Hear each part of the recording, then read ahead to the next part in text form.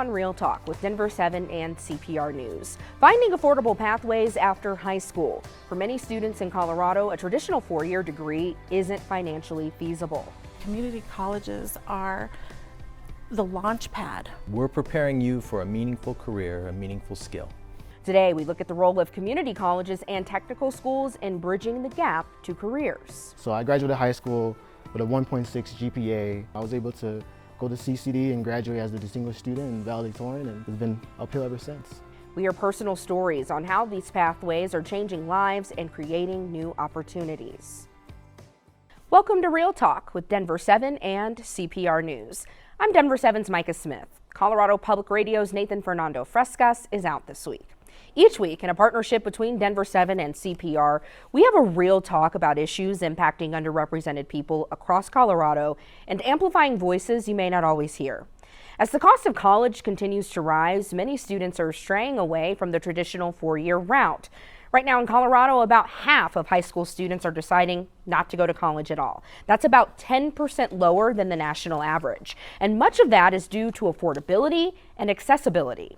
Many of those students eventually do come back to higher education, often through a community college. There are more than 1,000 community colleges across the U.S., serving more than 40% of all undergrads. And they're not just traditional students fresh out of high school. Community colleges primarily serve underserved communities like older learners, students from lower income backgrounds, and students of color. Community colleges offer a pathway, not just to an associate's degree, but to higher education, a better job, or hands-on career training. We want to start this conversation with a personal story of just how life-changing choosing to go to a community college can be. So joining us now is Emmanuel Walker, a first-gen graduate of Community College of Denver. Emmanuel, thank you so much for being with us today. Thank you for having me. It's amazing to be here to represent Community College of Denver and community colleges as a whole, so it's an honor. So my first question for you is, what led to your decision to enroll in Community College of Denver? That's a great question, Micah. My decision to enroll in Community College of Denver stems from high school. So I graduated high school with a 1.6 GPA, and I struggled. I had a horrible idea of my academic abilities. But I remember a friend who was actually attending Community College of Denver, and he was speaking to me and saying, hey, this location, the faculty, the staff, the instructors, they can help you get to where you want to be in life. And I took his word for it, and it was life-changing. Yeah, thank you for being vulnerable and sharing that. A 1.6 GPA, though, that's rough. I'm going to be real about that. What do you think led to maybe not achieving a little bit more in high school?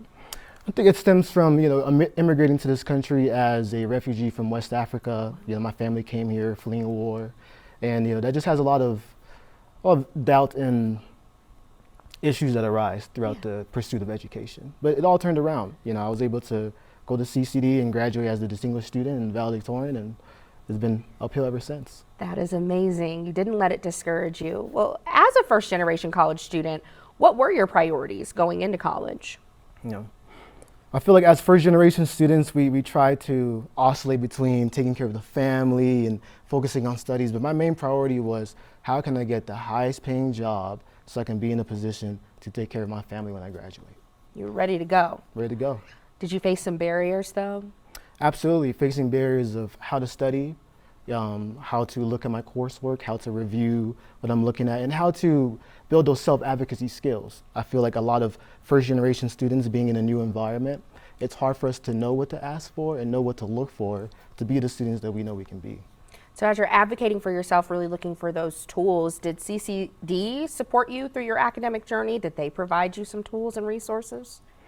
I think one of the most amazing things about CCD is the people in the school, the people like Tina and the faculty and professors. They come from first-generation backgrounds. They look like me, they have similar stories like me, and they're able to understand where I'm coming from and really meet me where I'm at and help me get to the place that I want to be. So they can relate to you in a way that maybe others can't. Absolutely.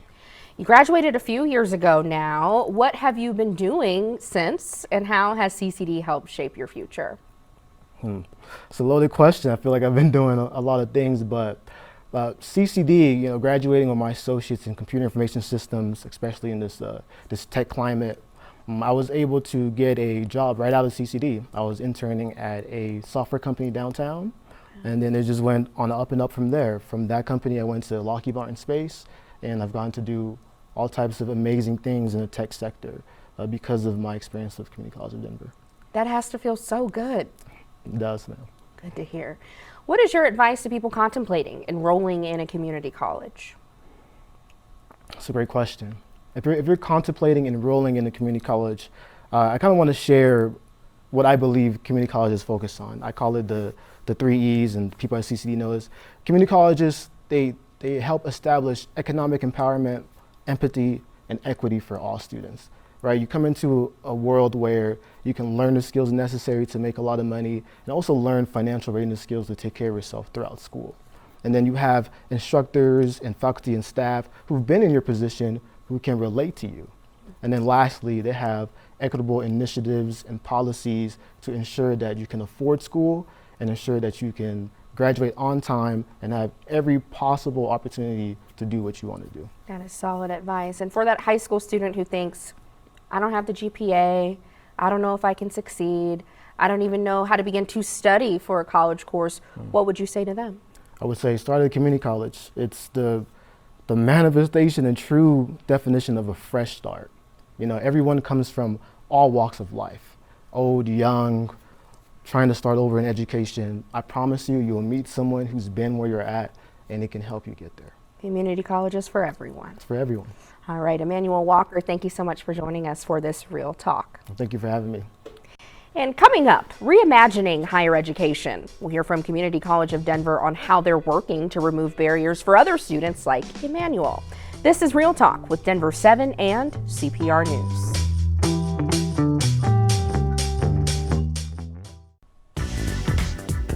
Welcome back to Real Talk with Denver7 and CPR News. I'm Denver7's Micah Smith.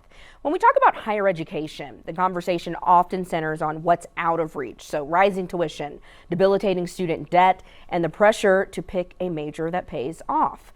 But for thousands of students right here in Colorado, opportunity comes in a different form, with flexible classes, local support, and the chance to build a career without taking on massive debt. Community colleges aren't just a backup plan. They are a strategic step for many Coloradans. These institutions are redesigning what college can look like, from flexible classes for working parents to certificates that lead directly into high-demand jobs. So we want to dive deeper into how community colleges open pathways for students that may not otherwise be accessible. Joining us now is Tina Garcia, Vice President of Student Services at Community College of Denver. Thank you so much for being here, Tina. Thank you for having me. Let's start with the big picture. What role do community colleges play in America's higher education landscape? That's a big question. Whew. It is a big question, and community colleges play a significant role in America's landscape in higher education. There are over 1,000 community colleges in the United States. And on a yearly basis, community colleges are educating over 6.4 million people a year. That's about 40% of the overall college-going population. So when we think about it from that way, community colleges are the launch pad for many students and families, helping them get to a place of economic mobility. Wow. And speaking of economic mobility, I know that is one thing that students are certainly looking for. What other elements are students looking for when they walk through the door? They're looking for access, not just access to college, but affordable access. They want colleges like Community College of Denver who can give them 50% off of their tuition as compared to four-year colleges in the state. They are looking for things like a free application. They're looking for the ability to afford college without having to take out massive loans. For the past 5 years, Community College of Denver has graduated 70% of our students with zero debt. They have the gift of no debt when they graduate, and that's powerful. They're also looking for flexibility. They are very busy people, just like everyone in this world, and so they're looking for classes that they can take that meet their busy schedule. So online, in-person, day, evening, weekend, weekday, and with that, they also want access to the workforce at a faster rate. they're looking to develop marketable skills within 12 months or less. And in order to do that, they really want careers that are industry driven. They want curriculum that reflects what is relevant in the real world. And it sounds like you're able to provide all of that. You said 70% of students graduate with zero debt. That is incredible. I was just talking with my mom the other day about her working her way through college, and I was like, Mom, students can't do that anymore. That's virtually impossible. Yeah. But at least with community college, it sounds like you have a chance of truly being able to work your way through college. Yes. Community college students often look different from those at four-year universities, Tina. Yeah. What do the demographics at CCD tell us about who you're serving and why this matters? Yeah, about 54% of all undergraduate students in the U.S. are first generation. But at community colleges, 64% represent first generation. That's a significant amount. The trend lately is also for middle income families to also go to community colleges because it's affordable. So when we look at the numbers of first generation students and our middle class families, we are serving the global majority. And that is straight out of college. That is people that want to reskill, so they're looking for a second type of career. And it is even people who have stopped out of college. They started but had to stop, and so they're coming back. They could be in their 30s, 40s, 50s. I have a student right now who's in their 70s. So that's our population. Those are our demographics. It is never too late. And I love that you mentioned middle income. Yes. I think that's a demographic and economic status that gets overlooked a lot when we talk about affordability. CCD and other community colleges play a pivotal role in providing a skilled workforce to local job markets. How do they do that? CCD prides ourselves in ensuring that we stay connected with industry. We're driven to communicate and partner with different partners in industry. So whether it's manufacturing or whether it's healthcare, even in behavioral health, if we don't know what is the pulse for our industry, what they need, then we can't do the job that we need.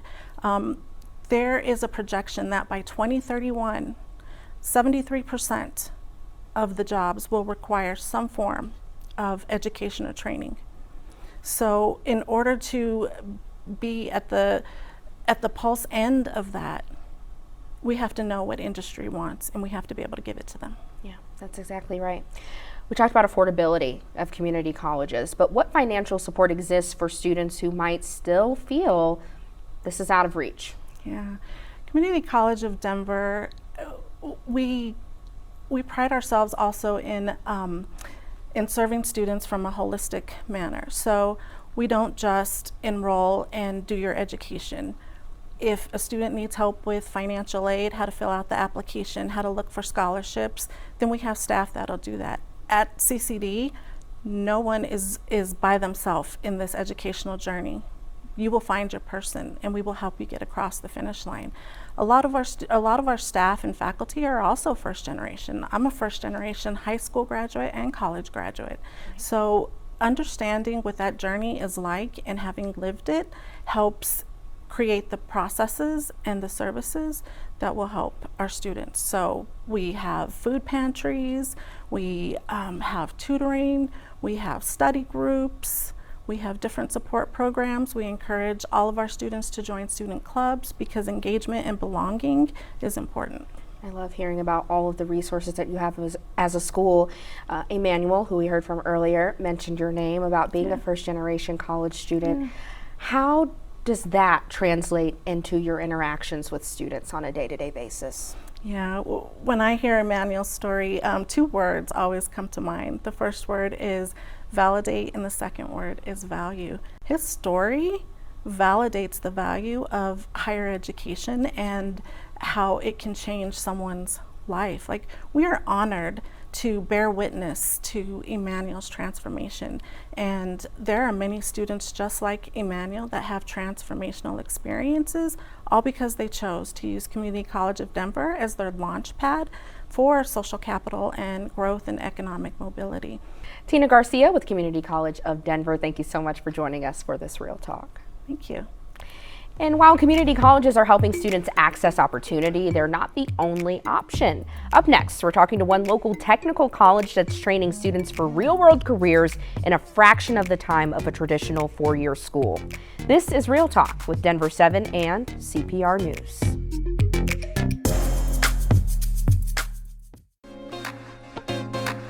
Welcome back to Real Talk with Denver7 and CPR News. I'm Denver7's Micah Smith. Colorado Public Radio's Nathan Fernando Frescas is out this week.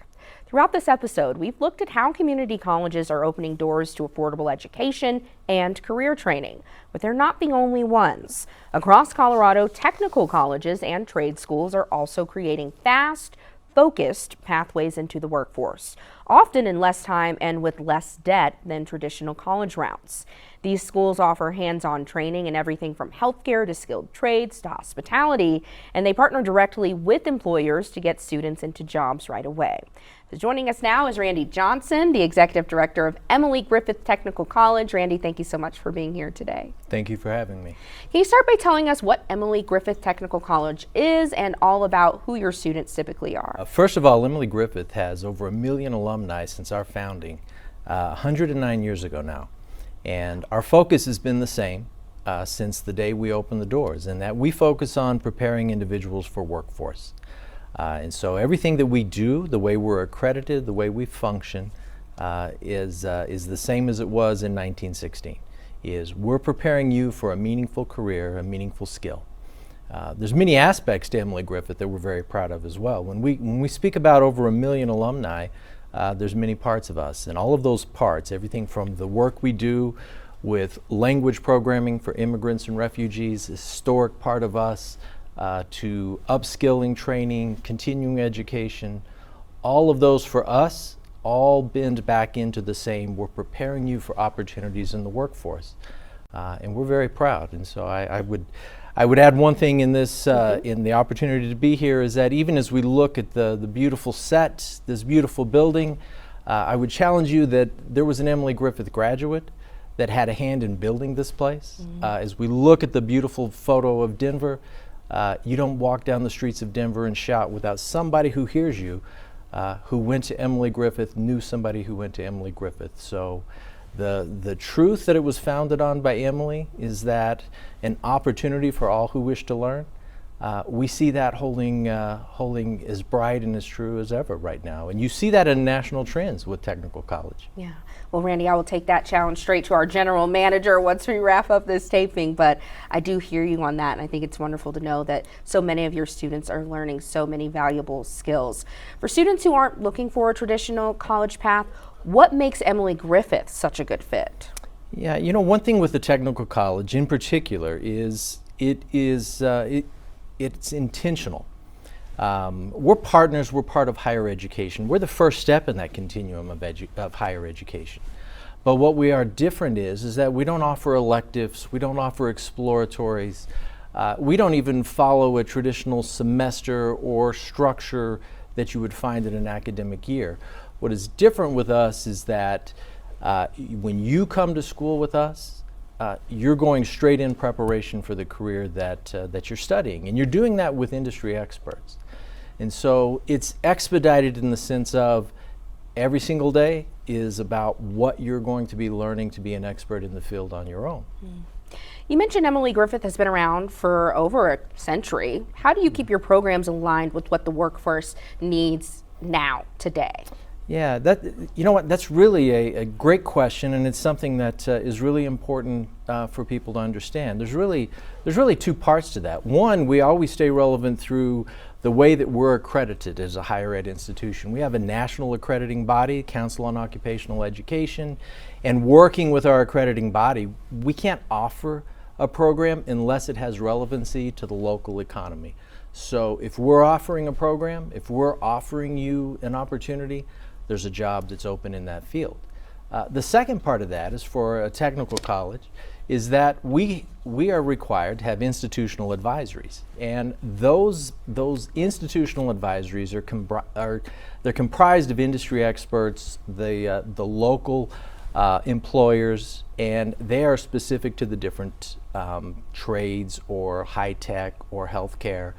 And they have a function in that twice a year they're coming together and they're giving us direct input on what is the new skill or what is most relevant. So our curriculum, our practices are always being checked through that process of industry advisories. And Randy, for students who come into your institution who are like, I am ready to work tomorrow, how quickly are your students getting hired after graduation? Yeah, most are immediate. Actually, because of the economy, we have some that we always run the risk of being hired even before they complete, because of such high demand depending on the career, the field. One thing that we're always proud of is we're held to a really high level of program completion, job placement, and licensure attainment. 84% of the students who start a program with Emily Griffith will complete that program. And hand in hand with that is 86% of those students that complete, they also will get a job in their field.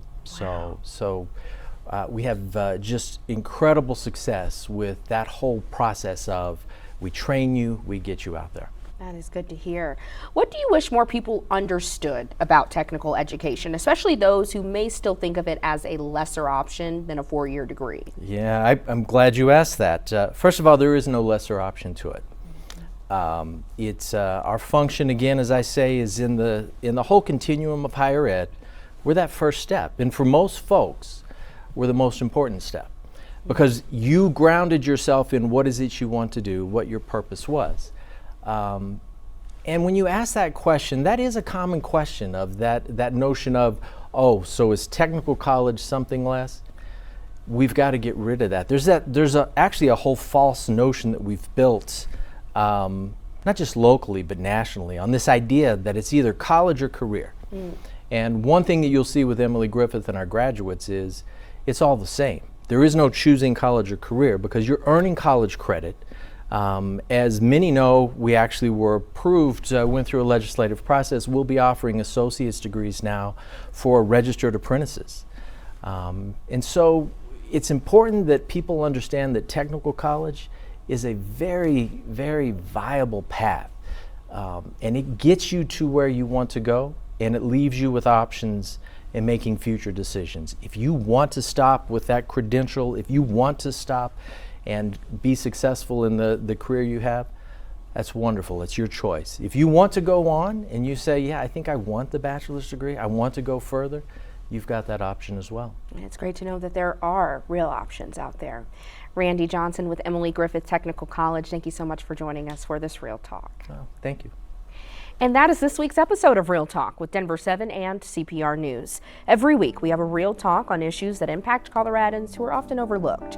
You can find all of our shows on denver7.com/realtalk or at cpr.org/realtalk. Have a great day.